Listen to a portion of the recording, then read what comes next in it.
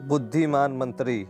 एक बार की बात है, एक रियासत के मंत्री ने राजा को अपनी बेटी के विवाह समारोह में निमंत्रण किया। जब राजा अपने परिवार के साथ विवाह समारोह में पहुंचा तो मंत्री उसे सम्मान पूर्वक विशिष्ट आसन पर बैठाने ले गया। तो मंत्री यह देखकर बहुत लज्जित हुआ कि एक सफाई कर्मचारी वहां बैठा हुआ था। उसने सफाई कर्मचारी को सभी के सामने वहां से उठा फेंका और उसे बहुत डांटा। सफाई कर्मचारी ने बहुत अपमानित महसूस किया और बदला लेने की योजना बनाने लगा।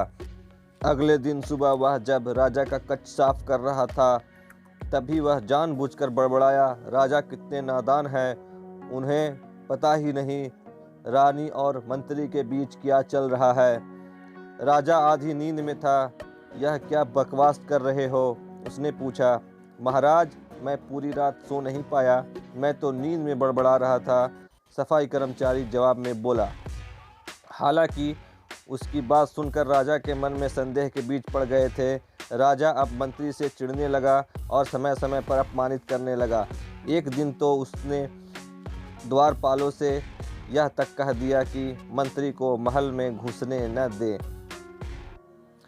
मंत्री राजा के व्यवहार से बहुत चकित था, लेकिन कुछ विचार करने के बाद उसे समझ में आ गया कि सफाई कर्मचारी ही उसके लिए जिम्मेदार हो सकता है। मैंने उसका अपमान किया था और उसी का उसने बदला लिया है। अब मुझे इसे दोबारा प्रसन्न करना होगा, तभी वह राजा की निगाह में मेरा सम्मान दोबारा दिला सकता है, मंत्री ने सोचा। एक दिन उसने सफाई कर्मचारी को अपने घर भोजन पर आने का निमंत्रण दिया और कहा, मेरे दोस्त, मुझे क्षमा कर दो, मैंने तुम्हारा अपमान किया था, मुझे गलती का एहसास हो गया है। इन सुंदर कपड़ों को उपहार के रूप में ग्रहण करो, चलो मेरे साथ भोजन करो। सफाई कर्मचारी प्रसन्न हो गया। वह सोचने लगा, मंत्री तो अच्छा आदमी है, मैंने ही उस दिन गलती कर दी थी। अब सफाई कर्मचारी प्रसन्न था और प्रयास करने लगा कि मंत्री के बारे में राजा की धारणा कैसे बदली जाए।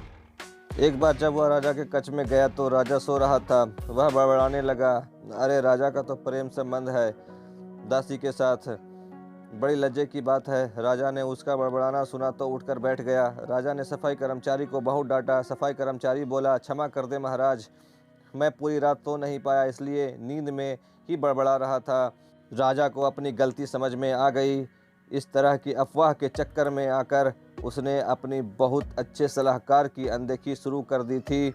राजा ने मंत्री को बुलाया और दोनों फिर से मित्र बन गए। कहानी अच्छी लगी हो तो लाइक करें, शेयर करें और सब्सक्राइब करना बिल्कुल भी ना भूलें।